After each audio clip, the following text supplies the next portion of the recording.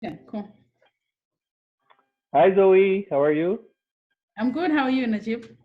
Hey, surviving in the post-apocalyptic world that we live in, and just trying to get through it day by day. But at least the weather's nice now. It's really nice outside, so I can take my daughter out after you and I done. We'll go outside and walk around a little bit. How about you? How are the kids? The kids are good. They're good. Just doing their online schooling, hanging in there, getting the hang of it. But I think they kind of miss going to school because I told them the other day that school is open on Monday and they were so excited. They're like, we hope you're not playing with us. And I was like, okay, maybe I'm taking it a little bit too far. But That's so mean. That's so I mean. I didn't think it was mean. I thought like they would be like, no, but okay. I kind of realized how important it is for them. I think they're bored at home. But Yeah, other, we my good. daughter my daughter's still young. She's only 2.5, so she's pretty good at independent play. But I know I've heard that from a lot of parents with older kids, like the novelty of being at home and online learning is wearing out, and they want to now be back with their friends and be back. I mean, maybe it's a good thing. Maybe it makes them appreciate school a little Yeah. bit more. They were excited. The first week, they were super excited, like for homeschooling and all that. And then now it's just like, okay, what happened to the excitement? But anyways, yeah, kids, they want this and yeah.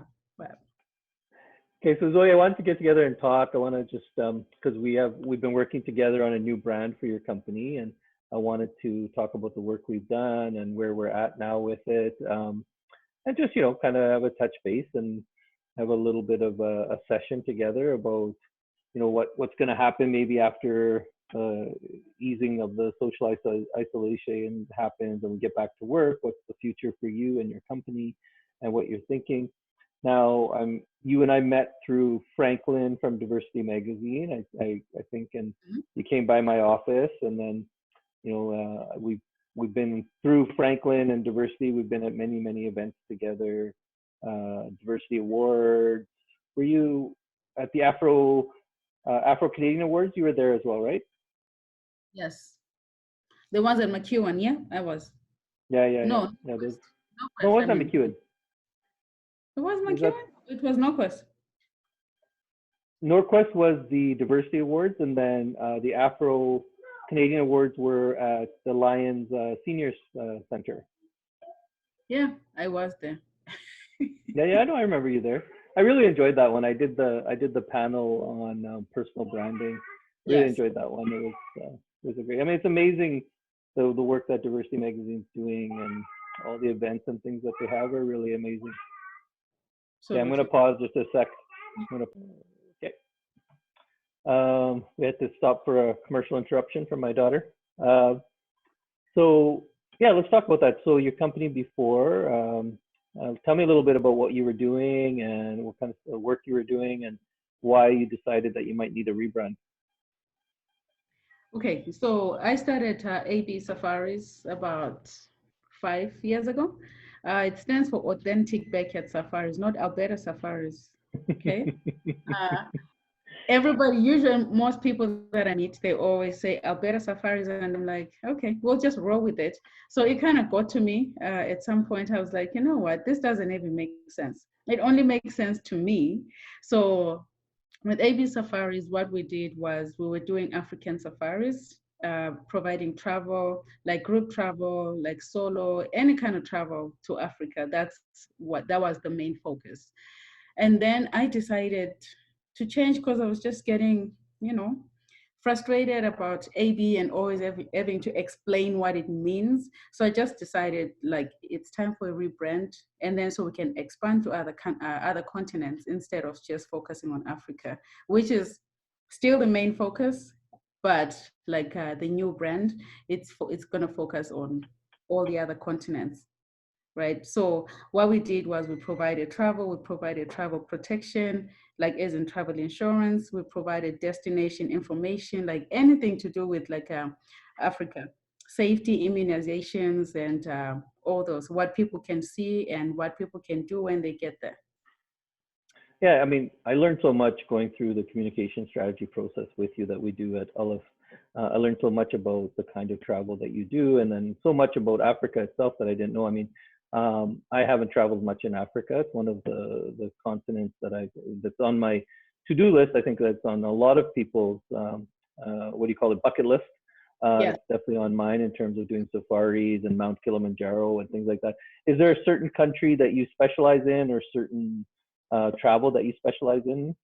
Oh my goodness, not just one country. I have quite a few countries, and right now we're expanding into Zambia, which is like fantastic. So I've been doing a bit more research about Zambia, and the information that I found is I'm just so blown away that Zambia is actually came a long way, you know. So I specialize in Tanzania, Kenya, Zimbabwe, Botswana, South Africa, not so much, Rwanda, Uganda, Morocco, Egypt. So those were the countries that we went to when it was like still AB safaris. So now we're expanding more into like Zambia, Malawi, Mozambique, I think Angola. We'll be looking into Ghana, Senegal, Togo, Benin. So pretty much like by the end of it all, we would have explored all 54 countries in Africa. That's amazing. What's Yeah. the draw, and what is the hesitations really around Africa? Because I mean, yeah, I mean, I've done quite a bit of travel, and like I said, I haven't been to Africa yet. So what do you think that it is? I know this a lot of this surfaced when we were going through the communication strategy, when we were talking about potential barriers in travelers' minds in terms of going to Africa. What do you think some of the stigma is? What are some of the things that people may not know? I mean, obviously, everybody thinks about safaris when they go to Africa. They think about maybe Mount Kilimanjaro. What is it that people are missing? They're not understanding about the realities of traveling in such a vast continent with 54 countries. Mostly it's safety. Safety is always like the number one issue. And people not knowing exactly what happens in Africa and what is in Africa and what they can do in Africa. So most people have this whole, like, you know how on not social media, on media, like as in TV, they always show Africa as like these poor countries, hungry children, like, you know, they don't really show the most important parts of Africa. They just show you the little part that is just like, you know, and then they just paint the whole picture as like Africa is poor, Africa there's this, like it's dirty, and it's not safe. I mean, every country is not safe, like, you know what I mean? And every country has poor people, every country has homeless people, but you'll not see anything about that on media. But when it comes to Africa, the number one issue that comes with Africa is hunger, is poverty, is this and that. But when I started this business, my whole idea was to change people's perspectives and show them the real Africa, the real authentic Africa. Like when you think about Africa in a positive way, you think about animals, you think about the infrastructure, you think about Mount Kilimanjaro, like you said, like there's gorillas in Uganda, there's the Victoria Falls in Zimbabwe. So there's so much that Africa is not shown on media besides the bad part. So those are some of the barriers that make people a little bit skeptical of going to Africa, because they are not aware of the other part of Africa, the other good parts. Like, you know, sometimes I have clients that go to Africa and they come back, they are like amazed. They're like, I didn't know Africa was that beautiful, right? So different countries they offer something different. Not all countries are the same. They all offer something different. So if you wanted an adventure, uh, you could get an adventure in Zimbabwe and you will not get the same adventure in Uganda, because they offer two totally different things. Like, You're absolutely right. You know, I think that people forget that, you know, the countries in Africa are just as unique and individual as, you know, any other as countries in Europe that people might be more familiar with. yeah. Hold on one second. Okay. So, you know, that's a unique experience. I've never had to stop a meeting to change a poopy diaper before. So, you know, this working from home stuff is opening up all kinds of new. That's where the fun is. That's where the fun is. You will remember this. You will remember this. I'm telling you. You will So let's definitely. see. Okay, We've had say, you know, We've had wedding. we've had two interruptions so far, so let's see how many we get through doing this. That, Okay, so where were we? that Where were we? We were talking about we were Africa talking, and the fact yes. that every country is not the same, and there's so many unique experience, and that travelers should think about Africa being as diverse and unique as they think about Europe, maybe, right? Oh yeah, Africa has so much more to offer. Like unique, quite like unique experiences. Like you'll never find those types of experiences anywhere else besides Africa. Like there's so much. There's just so much to see. The diversity, the like the different national parks. They are just amazing. Each national park offers something completely different. That's why I always say there's no two safaris that are the same. You can go on the same safari twice. You will come out with a different experience. So when we were putting together the communication strategy for you, I mean, the place that clients always struggle is when we talk about identifying target audiences for your business or your services, and um, so we narrowed down a few different groups that you thought would be potential travelers that might want to go to Africa, and some of your other packages as well, which we should talk about. We talked about the adventurer, we talked about the sun chaser. The Yeah. sun chaser being just the individual or family that just wants to relax and be on the beach and take in the sun and don't want to have an adventure. And then obviously the more adventurous tourist that actually wants to get out and maybe do the safaris or hikes or climbs and etc. And then what about families? What do you have to offer families? There's a lot, like Africa promotes a lot of family safaris, like a lot, because the reason why they provide family safaris is because it's an experience you can give your children that can never be taken away from them. Children will not remember how much money you gave them. They will not remember how much toys you gave them, but they'll remember the experiences that you gave them. So family safaris are so important, especially like right now. I think during this time, this whole COVID is going to teach a lot of people how important family is. You learn to appreciate each other, you learn to forgive each other.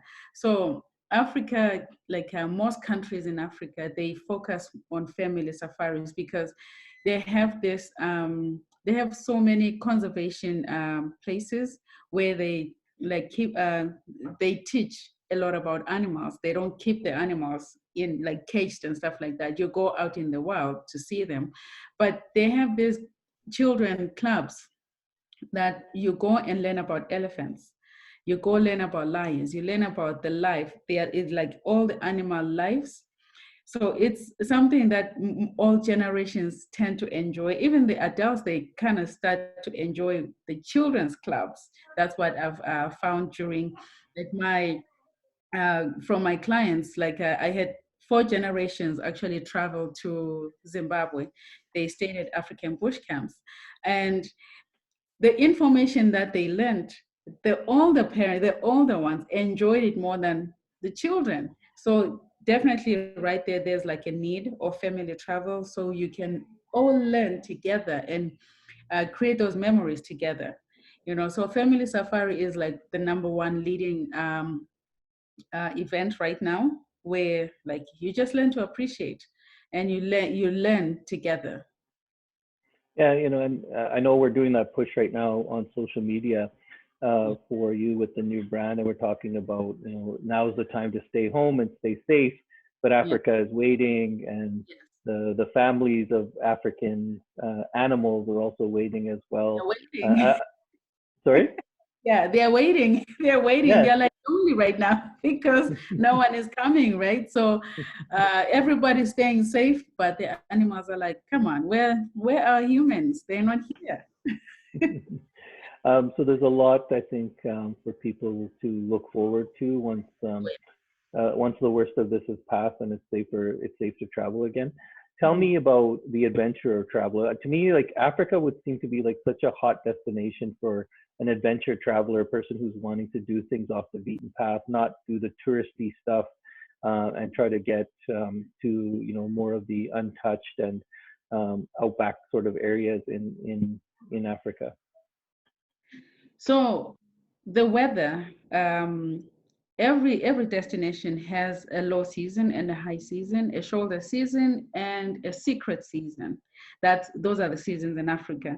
So as hot as it is, it depends. If you like the hotness, you can definitely go whenever, but there's also precautions that come along with that. There's so much. You have to have a lot of sunscreen, you have to have a lot of shade, like hats, caps and stuff like that. Or you can go and the thing is, secrecy, okay, maybe let me explain the weathers a little bit, then you can understand.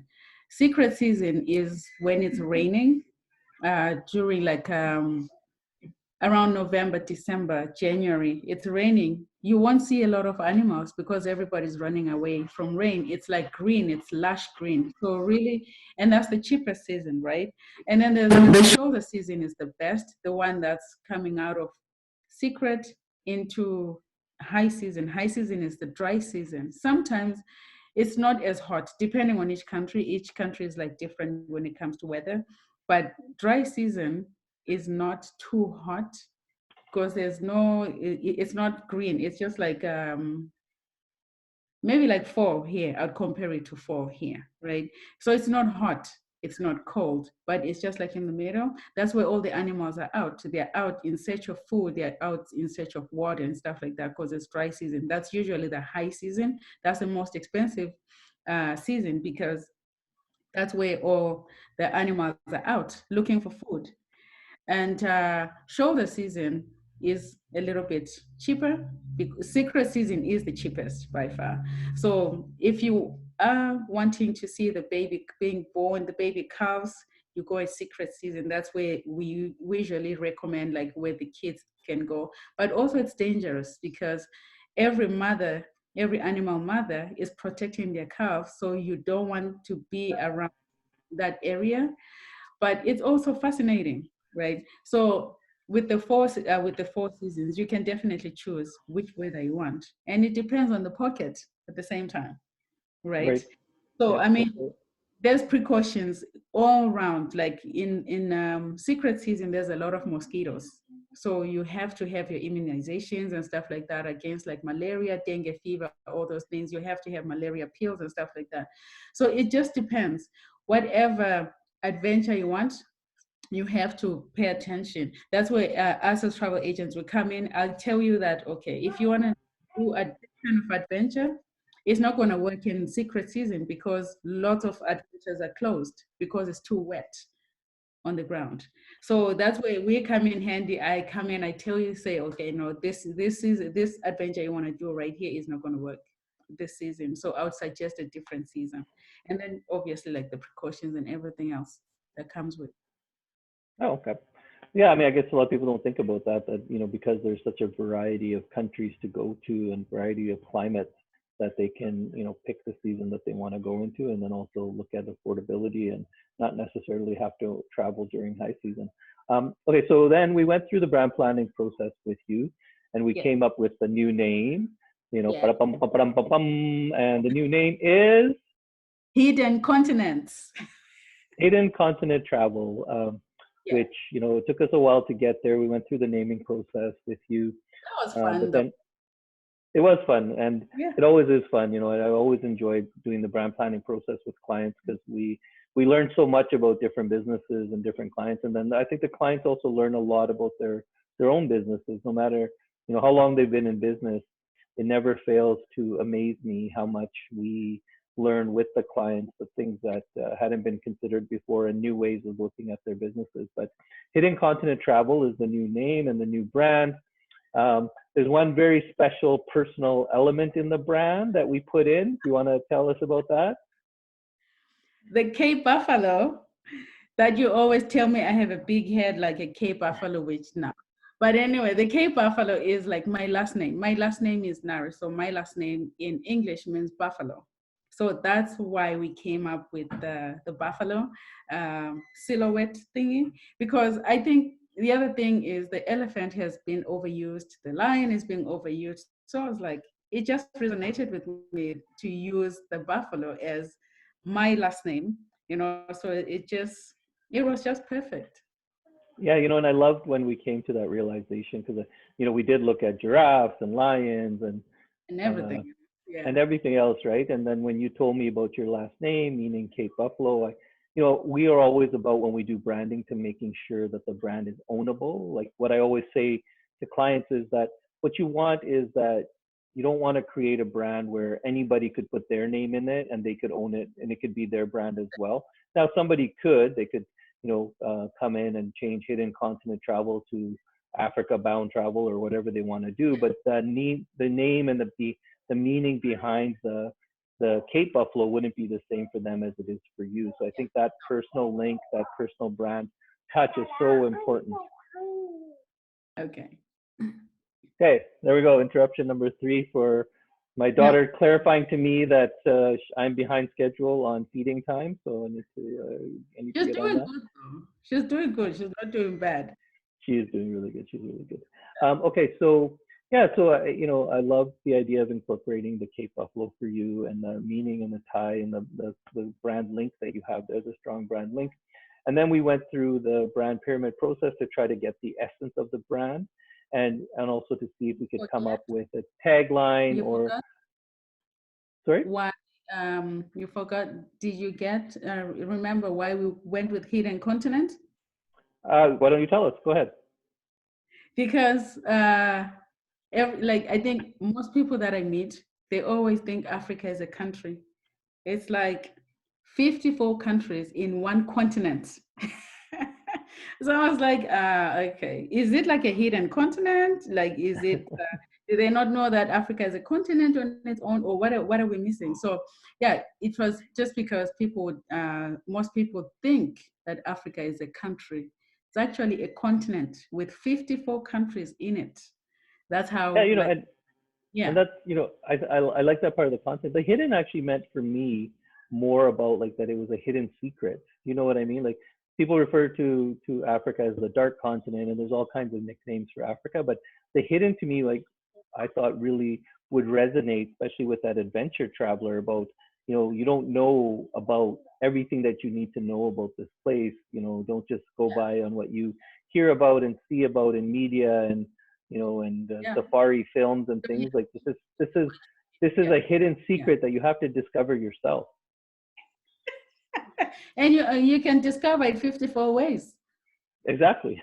you So know? yeah, then we went Yeah. then we went to work on trying to find a brand essence, as we call it, like something that's integral to the brand. And sometimes that brand essence becomes a tagline, it becomes key messages. We came up with a bunch of key messages for you to use in social media and in your marketing and promotions. But the thing that really stood out for us was the thing that ended up being your tagline, um, feast your eyes and soul, right? Um, sorry, go ahead. No, I'm saying it with you. Feast your eyes and soul. Yeah, and I think I really that really resonated for us as well. I think because really, discovering a place like Africa and all the different countries is really a feast for your eyes. Oh And yeah. then travel. I think we all um, uh, not all of us recognize the value of travel for healing and for rest and for restoration. Yeah. And I think that part, the soul part, was important too, and not our souls as travelers, but also the souls of the people that we're going to interact with and the animals that we're going to see Yeah. and how we affect each other when we do go on travel to places like Mhm. Africa. Yeah. Yeah. Absolutely. Absolutely. That's true because most people they just travel because their friends said, "Oh yeah, I went to Mexico." And the next person is like, "Oh, I want to go too." But really, what is the reason you're going to Mexico? Because you were told to go to Mexico? Because your friend went to Mexico. Now you feel like you have to go. But other than that, like, feasting your eyes and your soul. When you travel, you have to travel with a purpose. Don't just travel because somebody else said, I was in this place. So now everybody goes. I find it's quite common. It's like a bit uniform, because most people that I meet, when I speak about Africa, they're like, "Oh no, I've traveled a little bit," and I'm like, "Where have you been?" And they'll tell you, "Oh, I've been to the Caribbean, like 20 times and you're like, do you know there's another world out there besides the Caribbean? Like you can go somewhere else. And people, they don't think about that. They don't pay attention to that. Oh, I've been to one destination. Why not explore the rest of the world? You know? No, So and I yeah, think you hit it right on the head at the beginning, Zoe, is just that we tend to gravitate to places that we feel safe, and we tend to go and return to those places. If we had a good experience, yeah, and we felt safe and we felt taken care of, then we want to return to those places because I mean, let's face it, it is expensive to travel.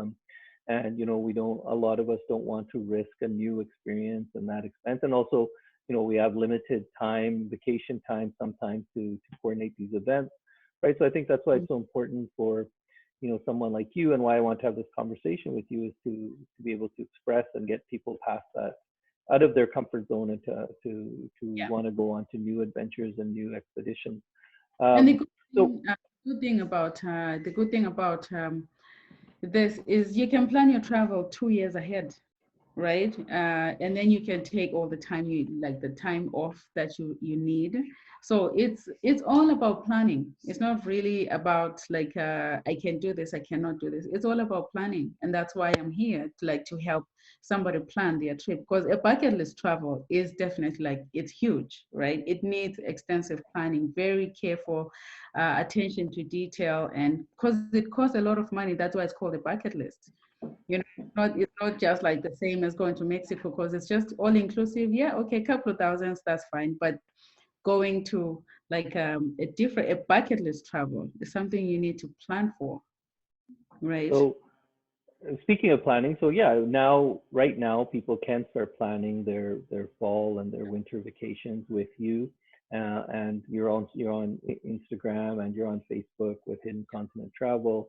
I know that you've already put together some packages, and there's some opportunities to get into groups and do some Yeah. group travel and some expeditions and things like that. But tell me, the biggest question I think that everybody has Hmm. these days, Zoe, is why do I need a travel agent? Why can't I just book my travel myself online through all the various websites and platforms that are available, all integrated platforms that are available for me to book my hotels and my trip and my activities? Why do I still need a travel agent? So let's take, for example, right now, COVID-19. Let's not even go any further. So when COVID hit, if you bought your travel through Expedia and you were at destination, who do you call? Now everybody that works at Expedia or wherever, like the online travel, there's no one, because everybody's under quarantine. No one is there to pick up your phone. No one is there to do anything for you. So you're pretty much stranded, right? You're stuck wherever you are. Whereas if you have a travel agent, I'm here, you are, let's say you're all the way in South Africa and you need to come home. While you are there, I get to do all the work for you. I get to call the airline. I get to reschedule your flight. Without you not having to pay anything, because I did your travel. So I'm the one responsible for making any changes. Like I'm responsible for making sure that you come home. Whereas if you do your online travel, you're just dealing with the computer.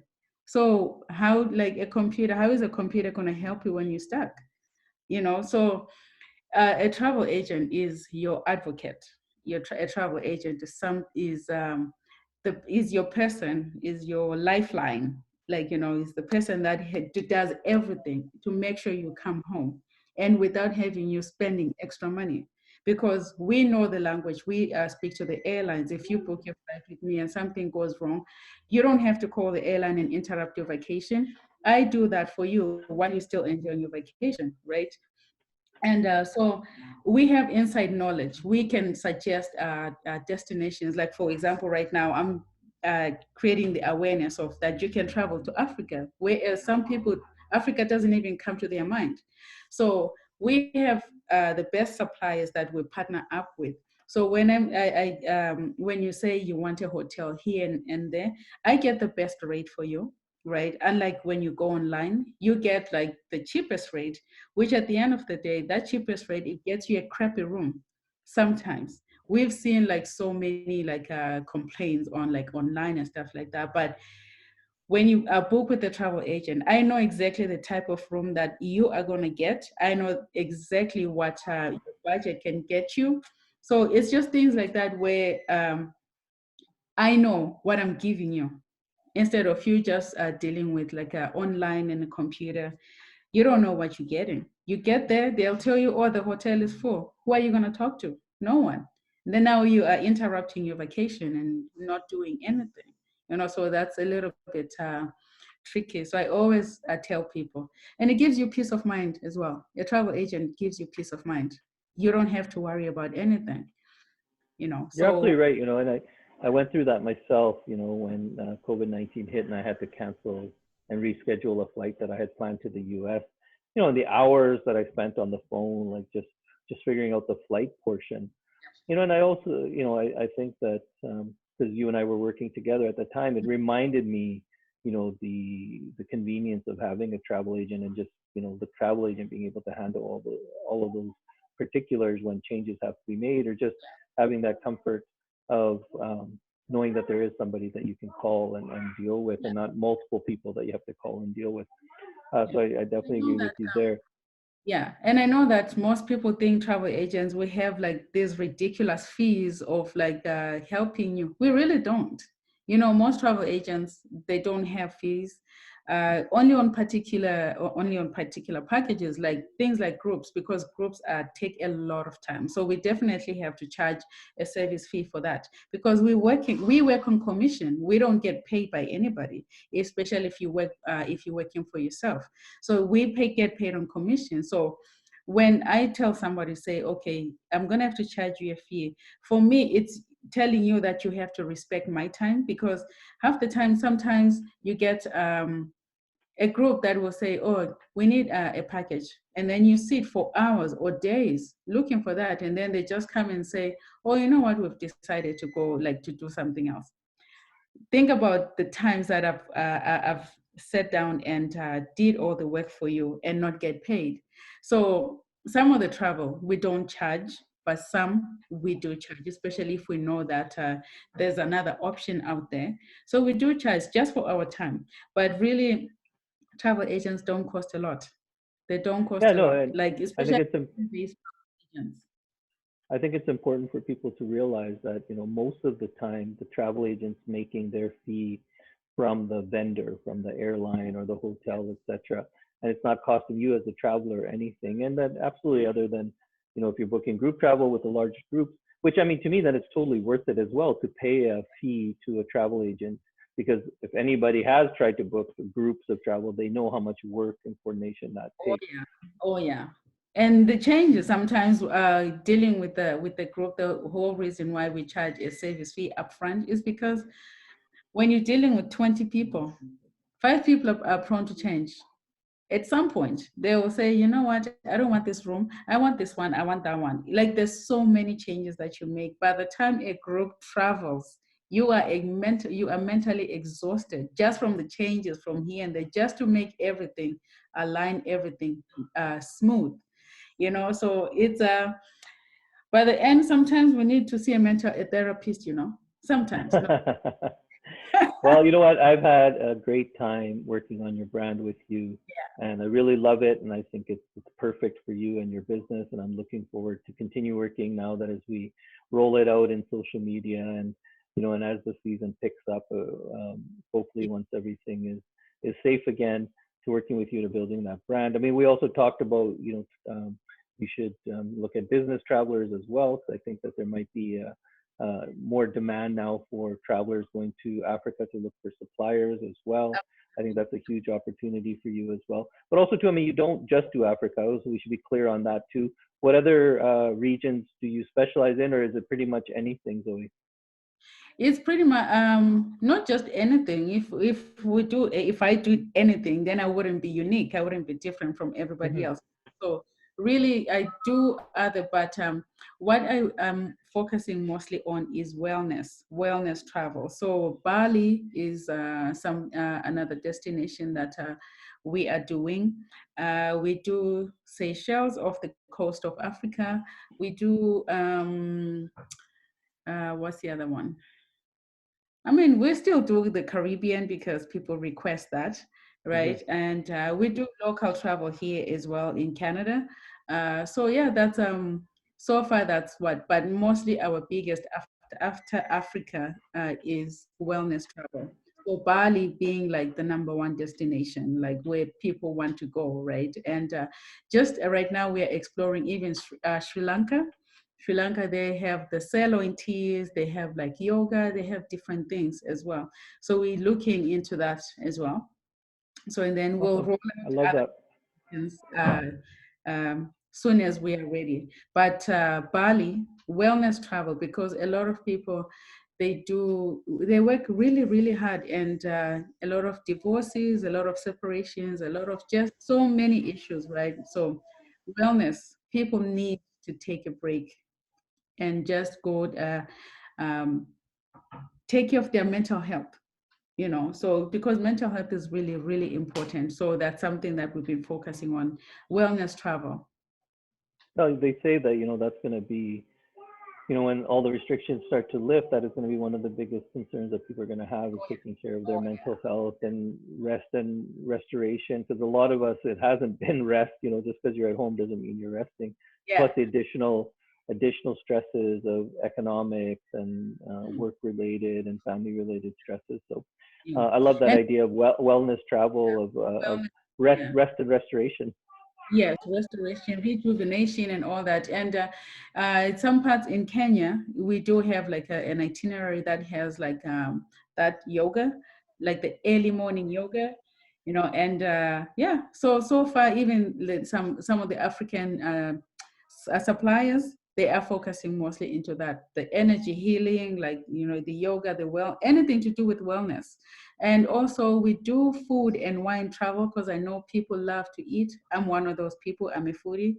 Um, Food and wine travel, we are focusing on that as well. So, with that one, we have packages to, I think, 3 countries right now that we're doing the food and wine. South Africa being like the number one destination. Um, and we're not going to touch Europe for now because, but later on, maybe 2021 or 2022, we'll do that, like where we do like Italy, food, and other parts of Europe. Because, the whole COVID right now, it's a little bit still crazy. So we'll leave Europe for now, and then we'll look into it in 2022. Okay, well, I think my boss is telling me that I'm running out of time now, and uh, but I love talking to you, Zoe, and thank you for sharing all of that with me. And I think that I'm really looking forward to working with you. And like I said, I would definitely want to go with my family on one of the trips to Africa as well. And Much. looking forward to it, and looking forward to keep working together and rolling out the hidden content brand. And like you said, yeah, food's a big part of it. So maybe we should add that on the ad: feast your eyes, soul, and don't forget your stomach. Don't forget your stomach. Thanks so Your much, Zoe. No, your soul is your stomach. Thank you so much, Okay, Najib, for having me. We'll talk. We'll talk soon. we'll talk soon. Bye bye. Okay, bye.